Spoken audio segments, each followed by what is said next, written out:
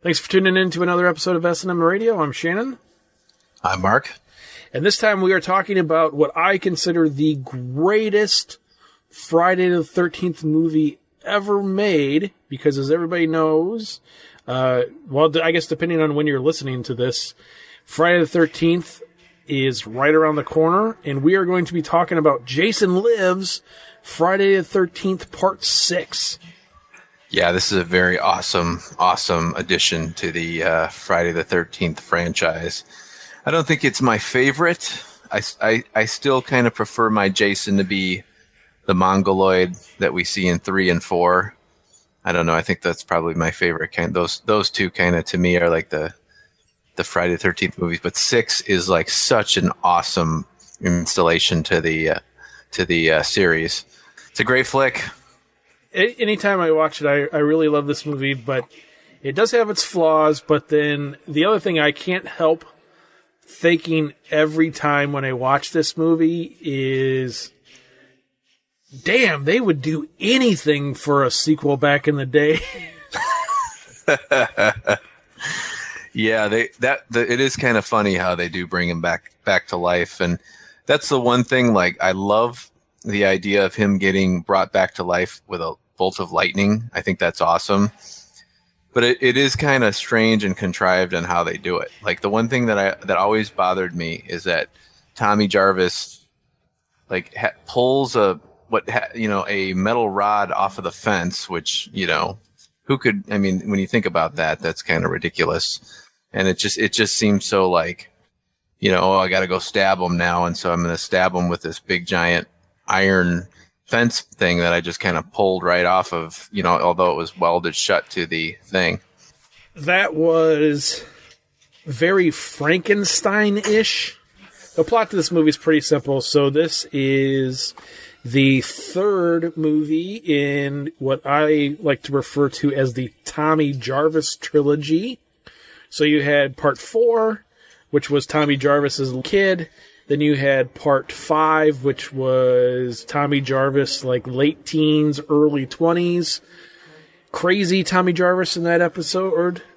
And then Part 6 is supposed to be a somewhat well-adapted Tommy Jarvis. And the one thing that they kind of alluded to in the movie, but they never really flat out said her one way or the other, was Tommy Jarvis released back into civilization, or had he escaped from the loony bin?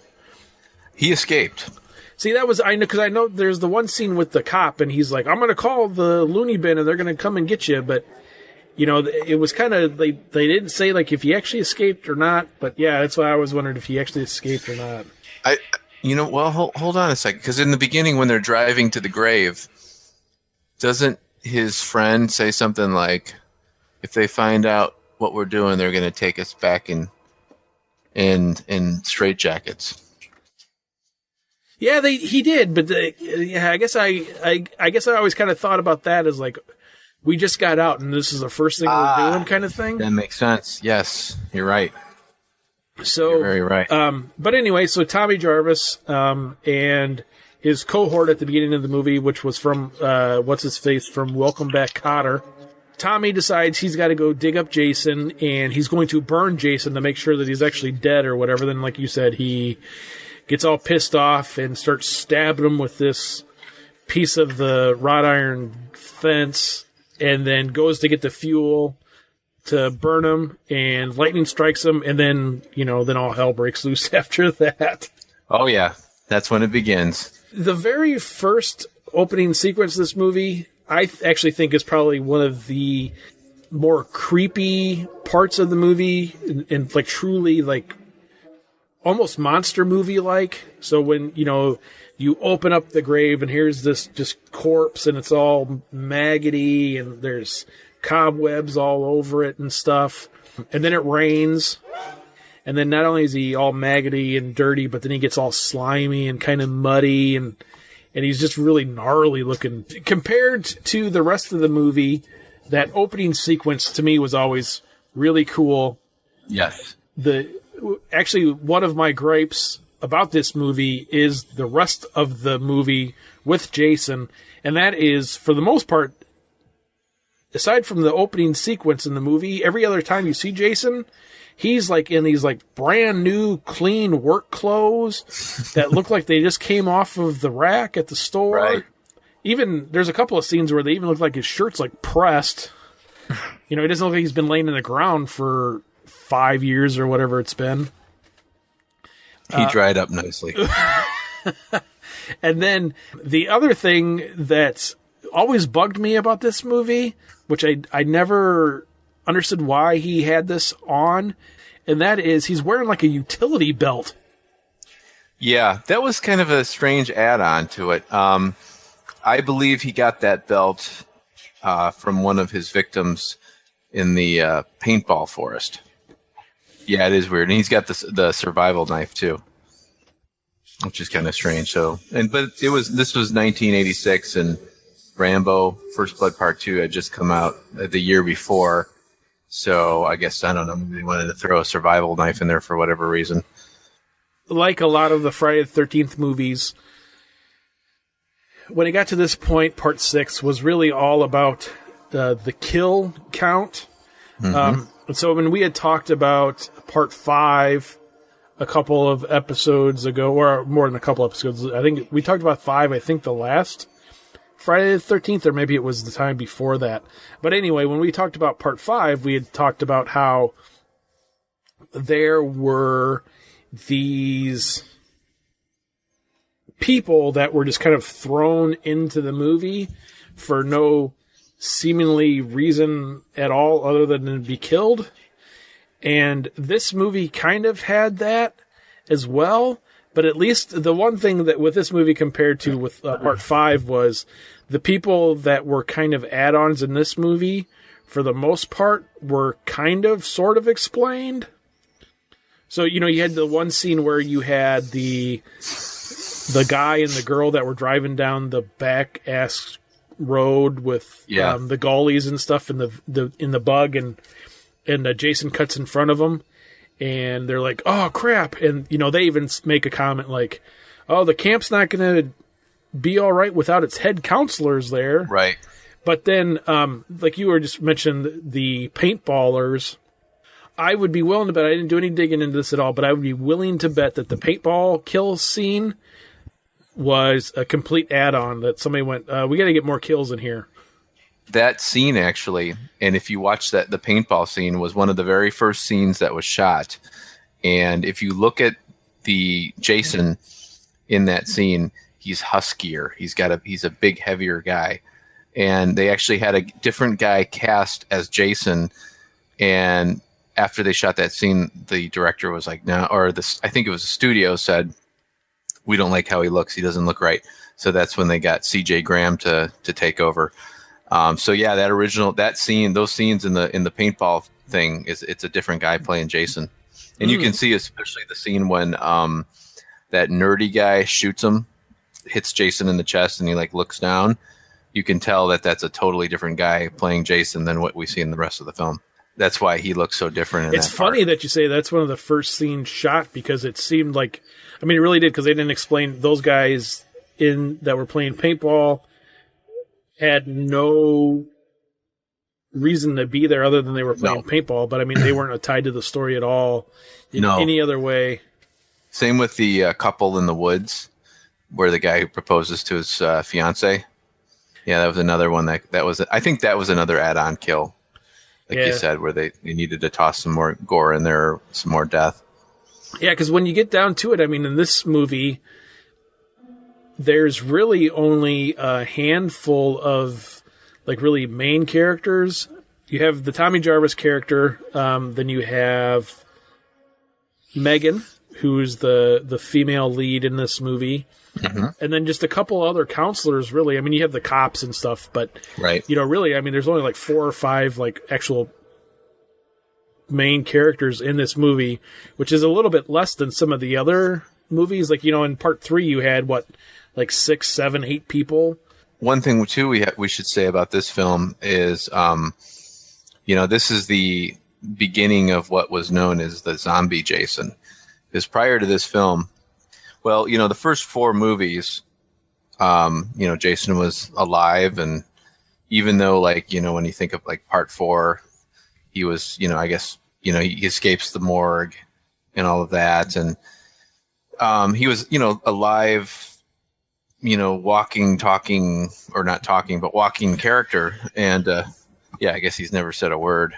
So this is the first time he's kind of like this took the Jason character into what we would know from basically up through, Freddy versus Jason, as kind of like that zombie killer. Because like, and especially 7, the follow up to 6 with 7. I mean, he's completely a zombie at that point.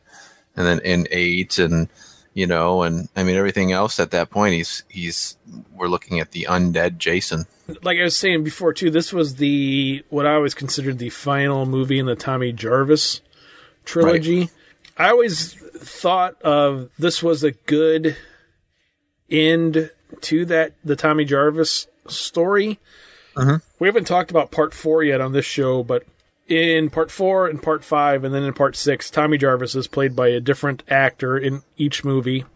I always thought that, between part 4 and then at the end of part 5 or part 6, that the whole Tommy Jarvis story kind of went full circle. For some odd reason, Tommy gets it in his head that if he puts Jason back in the lake, then that's going to be his final resting place.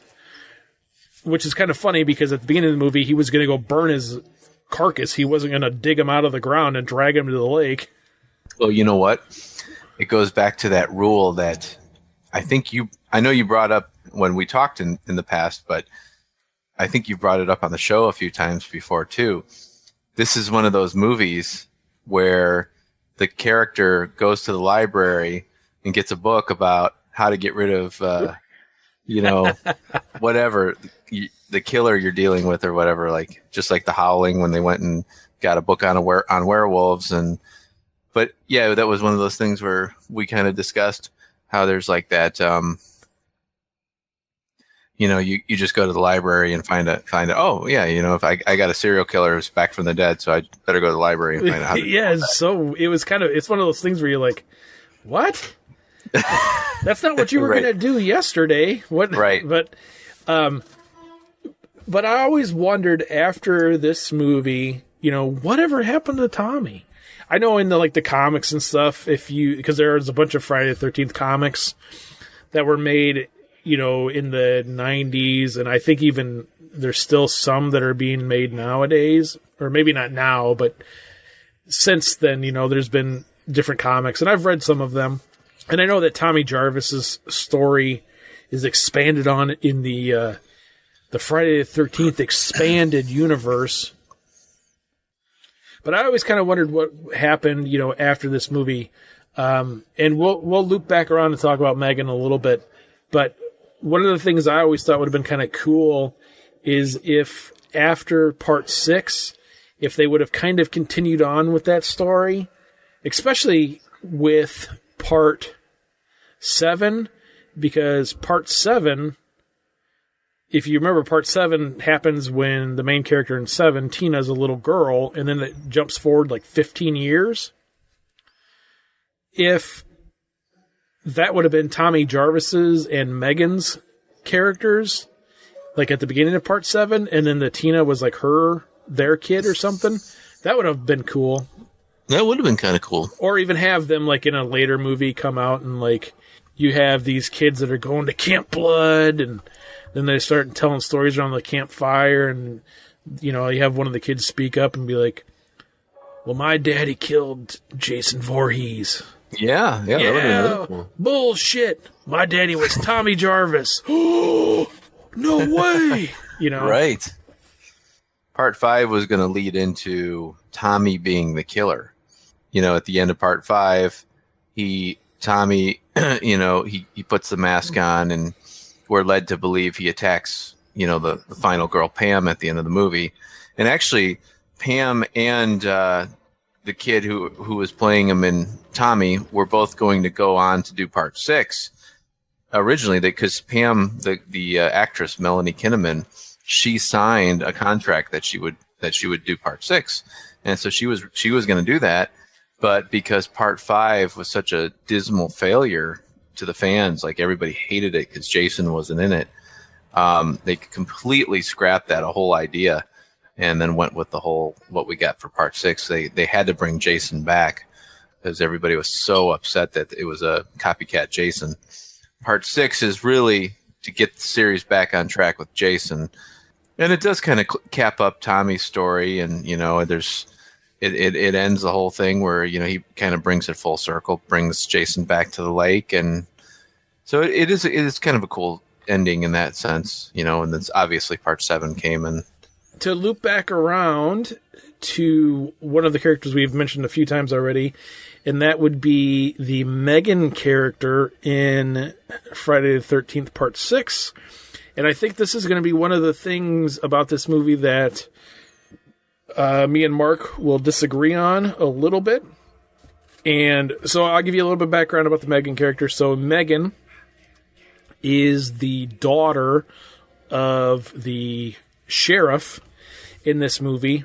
The movie opens up, Tommy and his buddy are going to kill Jason, or not kill him, but burn him, and they dig him up, and then Jason's alive, and then Tommy goes into town, and, he's like, Jason's alive, and, this whole spiel again, which we've heard before. Megan comes in after, some stuff happens and Tommy's locked up.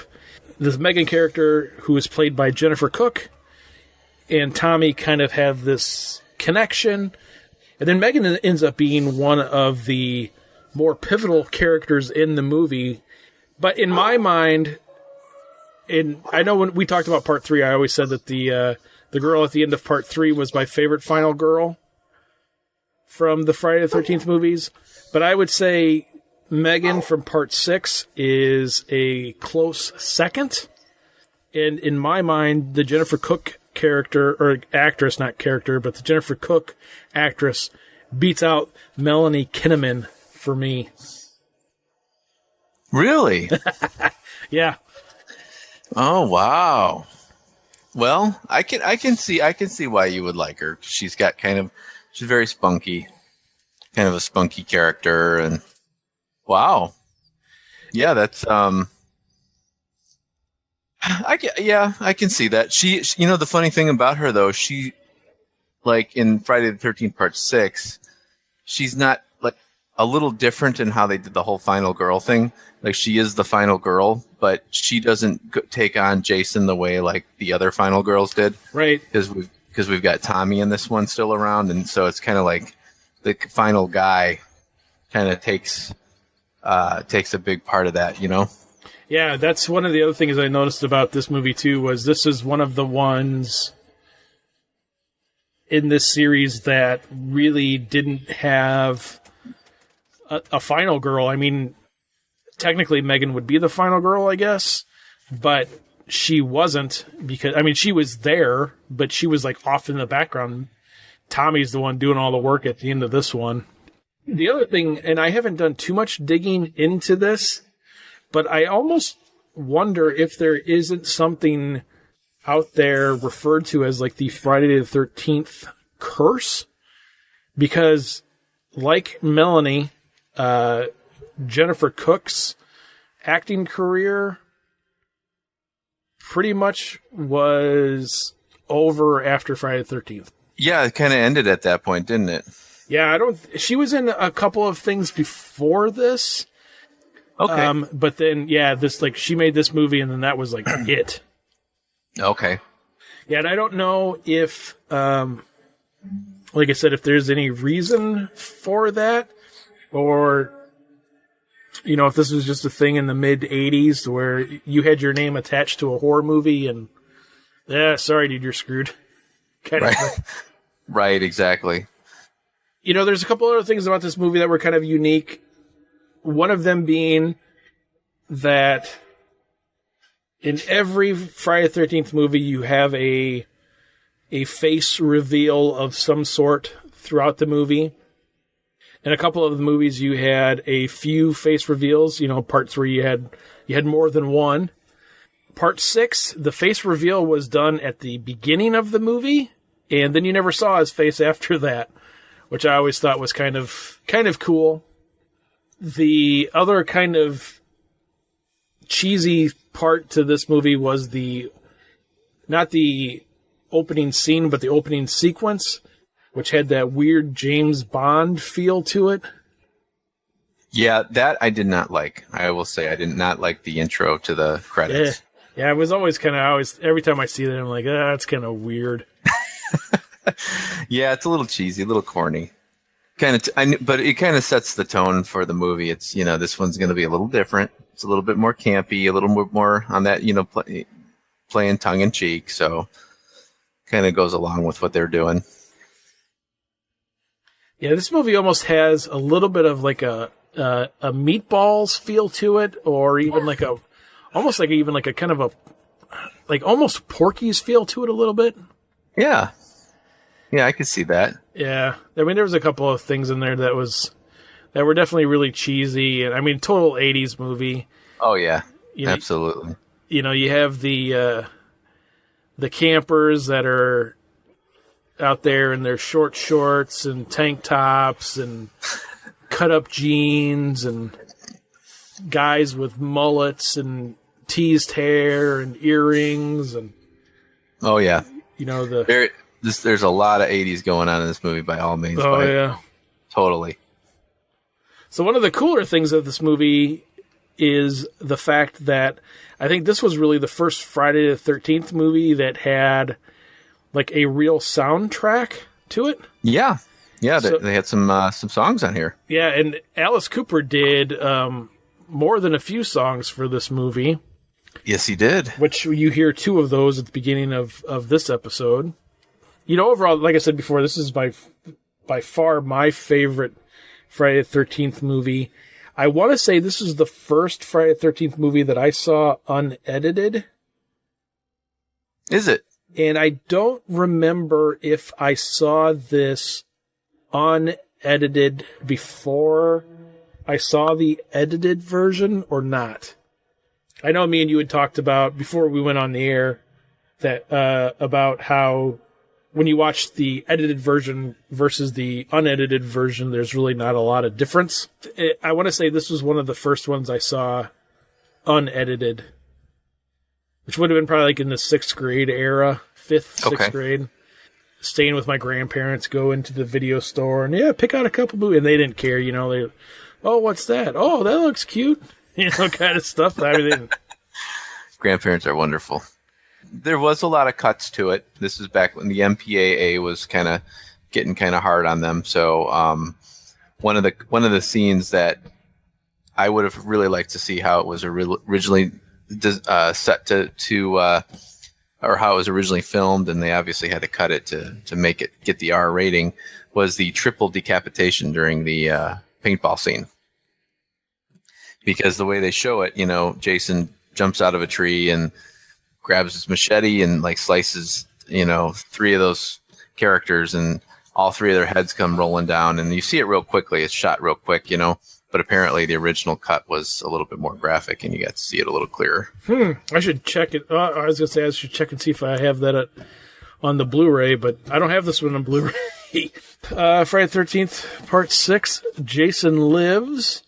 I think we both give it 2 giant thumbs up. We do. You got to see this one, especially if you're a Friday the 13th fan, if you haven't seen it already. But if you're a Friday the 13th fan, I can't see how you wouldn't have.